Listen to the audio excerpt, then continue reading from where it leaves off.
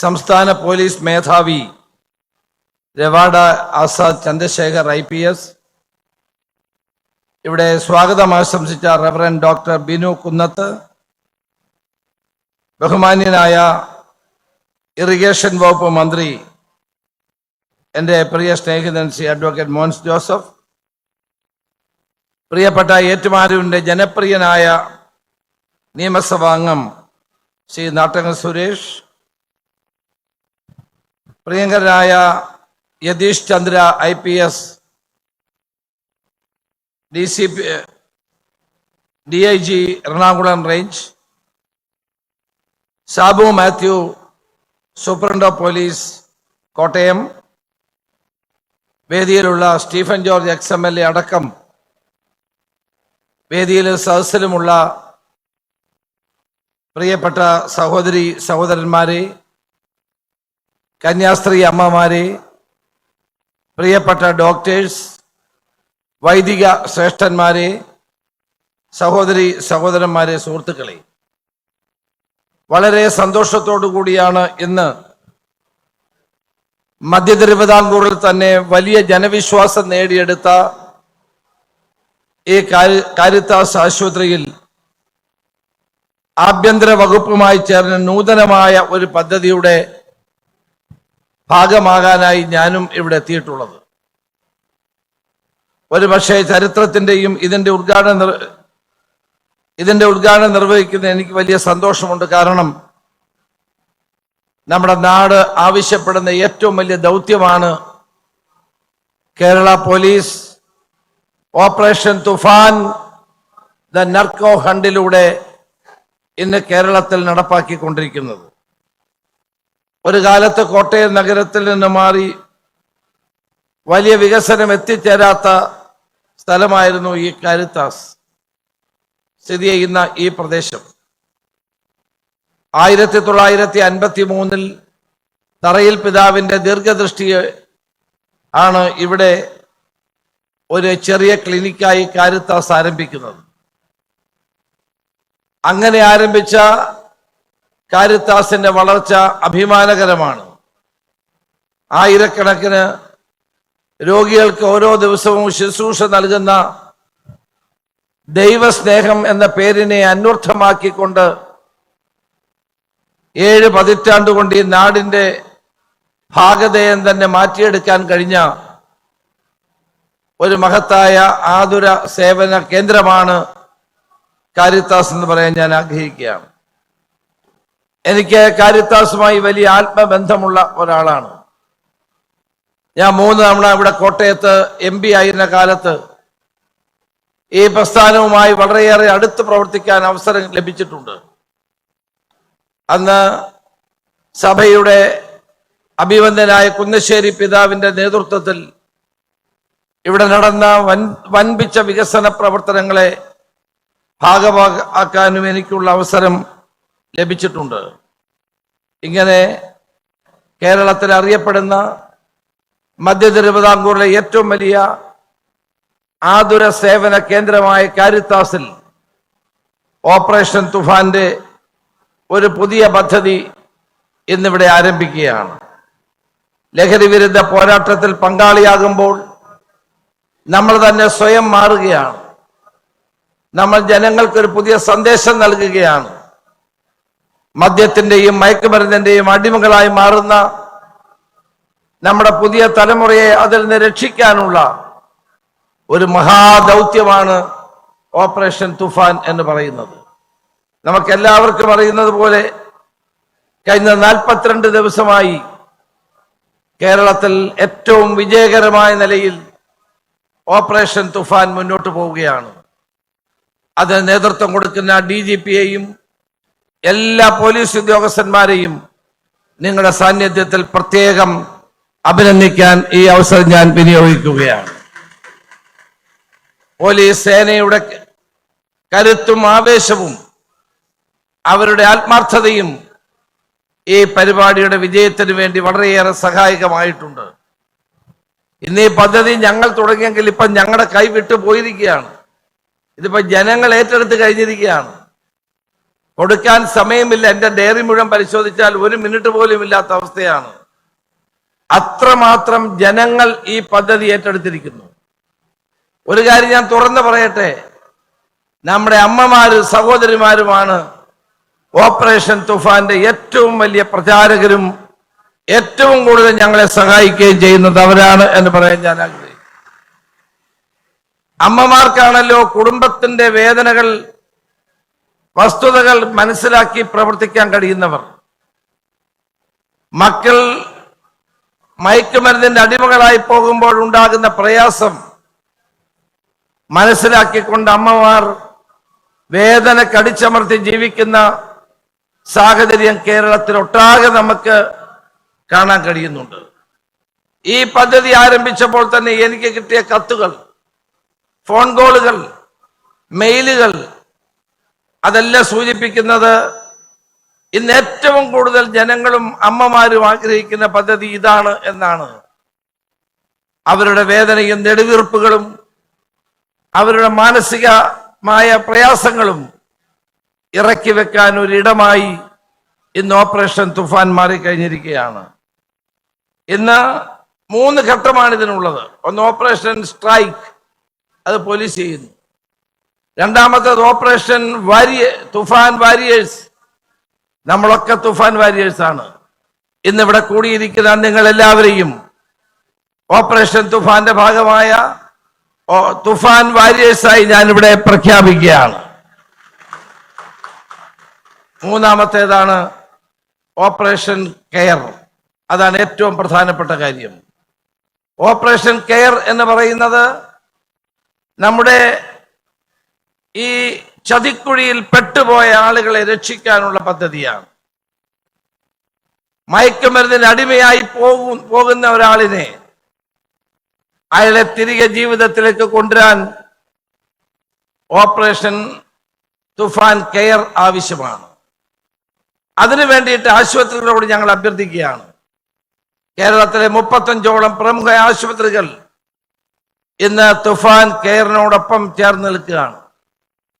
Angamaly little flower ആശുപത്രി, ഇപ്പോഴിതാ Caritas ആശുപത്രി, അങ്ങനെ 35ഓളം ആശുപത്രികളുമായി ഞാൻ നേരിട്ട് DGPയും ഞങ്ങൾ സംസാരിച്ചു കൊണ്ടിരിക്കുകയാണ്. കേരളമെമ്പാടുമുള്ള ആശുപത്രികൾ തുഫാൻ കെയറിന് വേണ്ടി പ്രത്യേക സംവിധാനം ഉണ്ടാക്കിക്കൊണ്ട് നമ്മൾ മുന്നോട്ട് പോവുകയാണ്. ഇന്ന് അയൽ സംസ്ഥാനങ്ങൾ ഈ ഓപ്പറേഷൻ തുഫാനുമായി സഹകരിക്കുന്നു.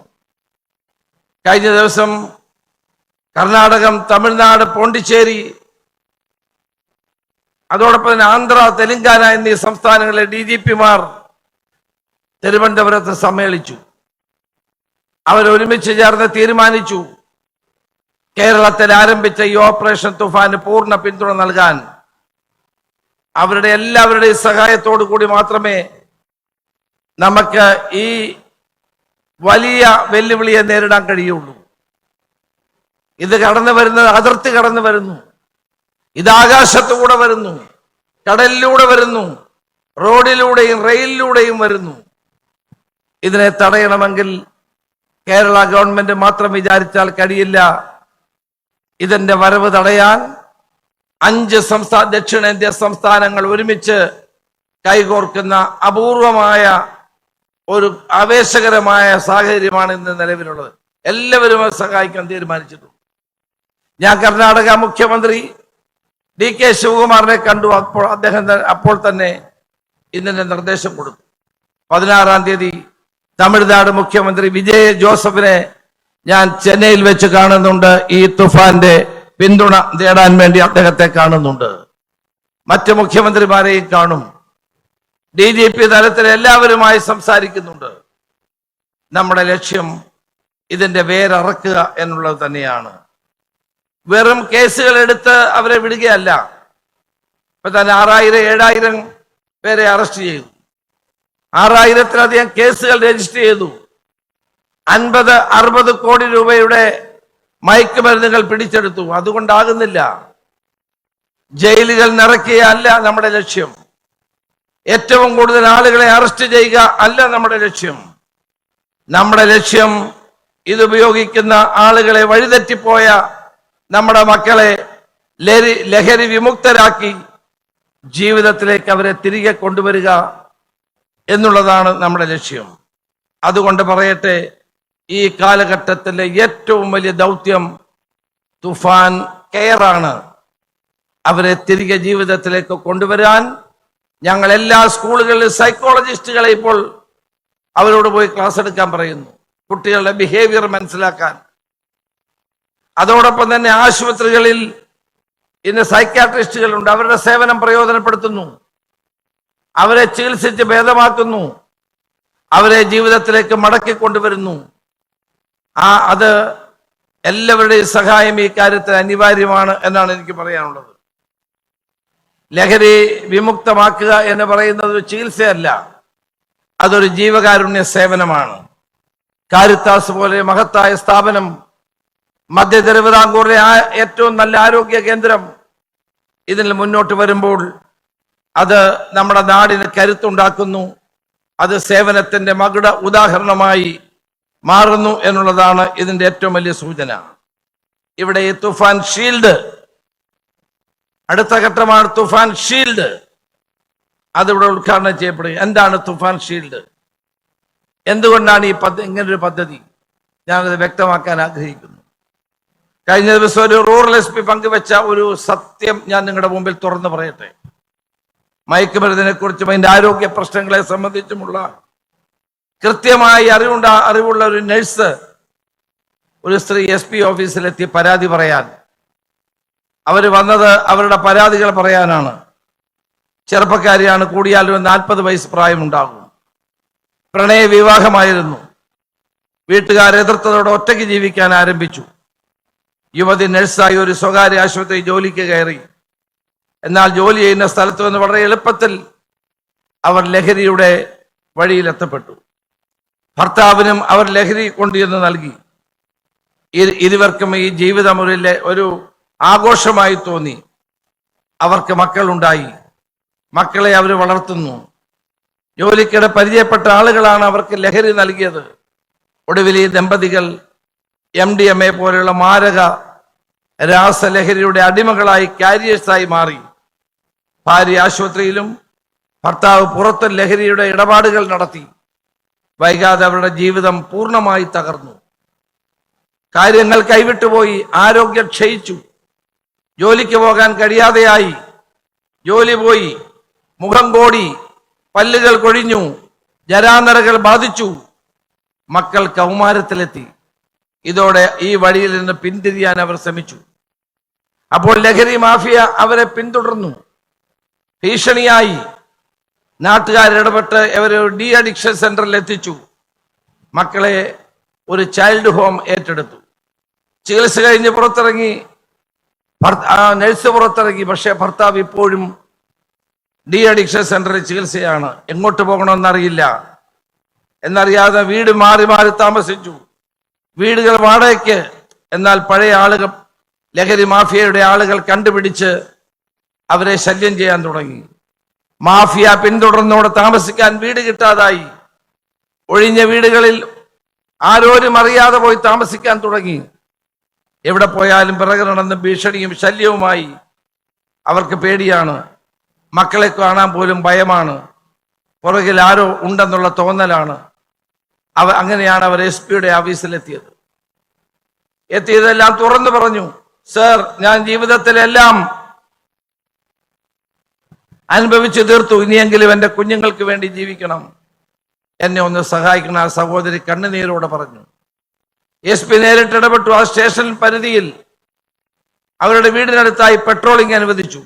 ഇവർ പറഞ്ഞ ആളുകളെ നിരീക്ഷിക്കുകയും ലഹരിയുടെ കൂടുതൽ ഉറവിടങ്ങൾ കണ്ടെത്താൻ പോലീസ് സഹായിച്ചു. നിരവധി ആളുകളെ അറസ്റ്റ് ചെയ്തു. SP ഇപ്പോഴും അത് ഫോളോ അപ്പ് ചെയ്ത് പഞ്ചായത്തുമായി സംസാരിച്ച് വീടിന്റെ കാര്യം ശരിയാക്കി കൊടുക്കുന്നു. നിങ്ങൾ ആലോചിച്ച് നോക്കുക, ലഹരിയുടെ ഭവിഷ്യത്തുകളെ കൃത്യമായി പഠിച്ച് രോഗികളെ പരിചരിക്കുന്ന ഒരു നഴ്സ് പോലും ഇതിന്റെ കെണിയിൽപ്പെട്ടു പോയിട്ടുണ്ടെങ്കിൽ ഈ ലഹരി മാഫിയ നമ്മുടെ സമൂഹത്തിൽ ഉണ്ടാക്കുന്ന വിപത്ത് എത്ര വലുതാണ്. ആൺകുട്ടികളെക്കാൾ, അല്ലെങ്കിൽ ഒരു പരിധിവരെ ആൺകുട്ടികളെ പോലെ പെൺകുട്ടികളുടെ ഇടയിലും ലഹരി വ്യാപനം വളരെ കൂടുതലാണെന്നാണ് ഏറ്റവും പുതിയ കണ്ടുപിടുത്തം. ഈ ഭീകരത അറിയാവുന്നവർ പോലും ഇതിൻ്റെ ഇരകളായി മാറുന്നു എന്നുള്ളതാണ് ഏറ്റവും ദുഃഖകരമായ ഒരു വസ്തുത. അവിടെയാണ് നമ്മൾ ഏറ്റവും കൂടുതൽ ഗൗരവത്തോടെ ഈ പ്രശ്നത്തെ കാണേണ്ടത്.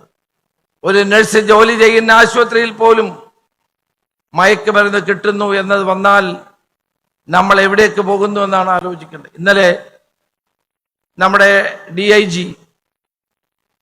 ജിയെ ഞാൻ യതീഷ് ചന്ദ്ര എറണാകുളത്ത് കുട്ടികളെ സ്കൂളിൽ കൊണ്ടുപോകുന്ന സ്കൂൾ വാൻ ഉണ്ടല്ലോ, ആ സ്കൂൾ വാനിൽ മുഴുവൻ പരിശോധിക്കാൻ പറഞ്ഞു ഡ്രൈവർമാരെ. 29 ഡ്രൈവർമാർ മദ്യപിച്ചായിരുന്നു സ്കൂൾ വാൻ ഓടിച്ചതെന്ന് കണ്ടെത്തി. പ്രിയപ്പെട്ടവരെ, ആ 29 പേരുടെയും ലൈസൻസ് പോലീസ് ക്യാൻസൽ ചെയ്തു എന്ന് പറയാൻ ഞാനിവിടെ ആഗ്രഹിക്കുകയാണ്. നമ്മുടെ പിഞ്ചോമന മക്കളെ സ്കൂളിൽ കൊണ്ടുപോകുന്ന വാനിന്റെ ഡ്രൈവർമാർ മദ്യപിച്ച് മതോന്മത്തരായിട്ടാണ് ഈ കുഞ്ഞുങ്ങളെ സ്കൂൾ വാനിൽ കൊണ്ടുപോകുന്നത്. ഓട്ടോറിക്ഷയിൽ 10ഉം 18ഉം കുട്ടികളെ കുത്തി നിറച്ചു കൊണ്ടുപോകുന്നു. മദ്യപിച്ചാണ് ഈ ഡ്രൈവർമാർ. 29 പേരെ പിടിച്ചു എന്നറിയുമ്പോൾ ഞാൻ ഞെട്ടിപ്പോയി. നമ്മുടെയൊക്കെ കുഞ്ഞുങ്ങൾ, പേരക്കുട്ടികൾ സ്കൂളിലേക്ക് പോകുന്ന വാഹനം ഓടിക്കുന്നവൻ മദ്യപിച്ച് പോകുന്നു. എപ്പോൾ വേണമെങ്കിലും എവിടെ വെച്ചോ ഏത് ആക്സിഡന്റും ഉണ്ടാകാം. നമ്മളൊന്ന് ആലോചിച്ച് നോക്കുക. ഇന്ന് നമ്മളുടെ സർക്കാർ സംവിധാനം ഈ കാര്യങ്ങളിലൊക്കെ ശക്തമായ നടപടിയെടുക്കും, ഒരു സംശയവും വേണ്ട. സ്കൂൾ ബസിന്റെ ഡ്രൈവർമാർ ഇനിയും ആരെങ്കിലും മദ്യപിച്ച് കുട്ടികളെ കൊണ്ടുപോകാൻ ശ്രമിച്ചാൽ അവരുടെ ലൈസൻസ് ക്യാൻസൽ ചെയ്യും, അവരഴിക്കുള്ളിലാകുമെന്ന് കൂടി പറയാൻ ഞാൻ ആഗ്രഹിക്കുകയാണ്. നമ്മുടെ നാട്ടിൽ പുതിയ തൊഴിൽ സംരംഭങ്ങൾ വർദ്ധിച്ചു വരുമ്പോൾ തൊഴിലിടങ്ങളിൽ പ്രവർത്തിക്കുന്നവരുടെ സുരക്ഷിതത്വം കൂടി ഉറപ്പുവരുത്തണം. സർക്കാർ സംവിധാനങ്ങളിൽ ജോലിയിൽ പ്രവേശിക്കുമ്പോൾ ഒരു അഫിഡവിറ്റ് ഇനി മുതൽ കൊടുക്കുന്ന സാഹചര്യം ഞങ്ങൾ ഉണ്ടാക്കുകയാണ്. ഞാൻ ലഹരി ഉപയോഗിക്കില്ല എന്ന് ഒപ്പിട്ട് നൽകുന്ന ഒരു വ്യവസ്ഥ ഇപ്പോൾ തന്നെ ഉണ്ട്. ലോകത്തിലെ മൾട്ടിനാഷണൽ കമ്പനികളും ഇത്തരം നിയമങ്ങൾ നടപ്പാക്കുന്നുണ്ട്. എന്നാൽ സ്വകാര്യ ചാരിറ്റബിൾ മേഖലയിലെ തൊഴിലിടങ്ങളിൽ ഇത്തരം ഒരു ലഹരി വിരുദ്ധ സമീപനം ഇതുവരെ വന്നിട്ടില്ല.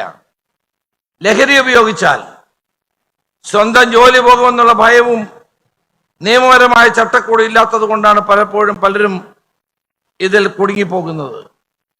ആ സാഹചര്യം നമുക്ക് മാറ്റണം. ഒരിക്കൽ ലഹരി ഉപയോഗം തെളിഞ്ഞാൽ ജോലി നഷ്ടപ്പെടുമെന്ന സാഹചര്യം വന്നാൽ അത് പലരെയും ഇതിൽ നിന്ന് പിന്തിരിപ്പിക്കാൻ സഹായിക്കും. അങ്ങനെ ഒരു തീരുമാനം സ്വന്തം സ്ഥാപനത്തിൽ കൊണ്ടുവരാൻ മാനേജ്മെന്റുകൾ ധൈര്യം കാണിക്കേണ്ടതാണ്. പ്രത്യേകിച്ച് ജീവൻ രക്ഷിക്കേണ്ട ആശുപത്രികളുടെ കാര്യത്തിൽ. അങ്ങനെ ഒരു സാഹചര്യത്തിലാണ് കാരിത്താസ് വിപ്ലവകരമായ തീരുമാനമെടുത്തിരിക്കുന്നു. ഓപ്പറേഷൻ തുഫാൻ ഷീൽഡ് നടപ്പാക്കാനുള്ള തീരുമാനമെടുത്തത് ബഹുമാനപ്പെട്ട ബിനു കുന്നത്തച്ഛനെയും ഇവിടുത്തെ മാനേജ്മെന്റിനെയും ഹാർദവമായി അഭിനന്ദിക്കാൻ ഈ അവസരം ഞാൻ വിനിയോഗിക്കുകയാണ്. ജോലി ചെയ്യുക, ആരോഗ്യത്തോടെ ജീവിക്കുക എന്നുള്ളതാണ് തുഫാൻ ഷീൽഡിന്റെ ലക്ഷ്യം. അതിന്റെ മറവിൽ ലഹരിയുടെ കാരിയേഴ്സ് ആകാനോ ഉപയോഗിക്കാനോ ആരെയും നമ്മൾ അനുവദിക്കില്ല. തൊഴിലിടങ്ങളിലെ ജീവനക്കാരെയും സംരക്ഷിക്കുന്ന വലിയ ഉത്തരവാദിത്വം ഇന്ന് ആരംഭിക്കുന്ന ഈ കാരിത്താസിന്റെ മണ്ണിൽ നിന്ന് കേരള ഗവൺമെന്റ് ആരംഭിക്കുകയാണ്. തുഫാൻ ഷീൽഡിന്റെ ഭാഗമായി HR വഴി നടപ്പാക്കുന്ന ഇൻസ്റ്റിറ്റ്യൂഷണൽ പോളിസിയാണ് project PODA, prevention of drugs abuse എന്ന ഈ പദ്ധതി മയക്കുമരുന്നിൽ നിന്ന്, ലഹരിയിൽ നിന്നും നമ്മുടെ പുതിയ തലമുറയെ രക്ഷിക്കാൻ വേണ്ടിയിട്ടാണ്. ഒരു കാര്യം കൂടി പറഞ്ഞുകൊണ്ട് ഞാൻ അവസാനിപ്പിക്കാം. ഡോക്ടർമാരുടെ പ്രിസ്ക്രിപ്ഷൻ ഇല്ലാതെ ഒരു മെഡിക്കൽ ഷോപ്പിൽ നിന്നും മരുന്നുകൾ കൊടുക്കാൻ പാടില്ല, വാങ്ങാനും പാടില്ല. മയക്കുമരുന്ന് സ്വഭാവമുള്ള മരുന്നുകൾ, ഇപ്പൊ മയക്കുമരുന്ന് കിട്ടാതായപ്പം ക്യാൻസറിന് കുത്തിവെക്കുന്ന മരുന്ന് കുത്തിവെക്കുന്ന ചിലരെ ഞങ്ങൾ കണ്ടുപിടിച്ചിട്ടുണ്ട്. പോലീസ് കണ്ടുപിടിച്ചു. സ്ഥലമൊന്നും ഞാൻ പറയില്ല. എന്നാലോചിച്ച് നോക്കുക. ക്യാൻസറിന് കുത്തിവെക്കേണ്ട മരുന്ന് ലഹരി മരുന്ന് കിട്ടാത്തതുകൊണ്ട് കുത്തിവെച്ച് 3 പേരെ കഴിഞ്ഞ ദിവസം കണ്ടെത്തുകയുണ്ടായി. മെഡിക്കൽ ഷോപ്പുകളോട് ഇത്തരം മരുന്നുകൾ ദുരുപയോഗം ചെയ്യാൻ ഞങ്ങൾ അനുവദിക്കില്ല. മെഡിക്കൽ ഷോപ്പുകൾ പ്രവർത്തിക്കേണ്ടത് നിയമപരമായിട്ടായിരിക്കണം. വൈകുന്നേരങ്ങളിൽ ഫാർമസിസ്റ്റ് ഇല്ല മെഡിക്കൽ ഷോപ്പിൽ. ആ സമയം നോക്കി ക്യാൻസറിന്റെ മരുന്ന് ചെല്ലുന്നവർക്ക് എഴുതി കൊടുക്കുന്നവർ സൂക്ഷിക്കണം. അതൊന്നും ഒരിക്കലും അനുവദിക്കാൻ പോകുന്നില്ല. ഓപ്പറേഷൻ തുഫാൻ നിങ്ങളുടെ പിന്നാലെ ഉണ്ടാകും. ആ നിലയിലുള്ള പ്രവർത്തനങ്ങൾ അവസാനിപ്പിച്ചേക്കണം. അതുപോലെയാണ് ഞങ്ങൾ നേരത്തെ തന്നെ പറഞ്ഞു, ഓട്ടോറിക്ഷയിൽ ചില ആളുകൾ, എന്തിനേറെ നമ്മുടെ ആംബുലൻസിൽ ചില ആൾ, രോഗി പോലുമില്ല, ആരുമില്ല, ഫോണടിച്ച് ലൈറ്റിട്ട് മയക്കുമരുന്ന് കൊണ്ടുപോകുന്ന 4 സ്ഥലങ്ങളിലാണ് പിടിച്ചത്. അപ്പോൾ കേരള പോലീസിന്റെ കണ്ണ് എല്ലായിടത്തുമുണ്ട്.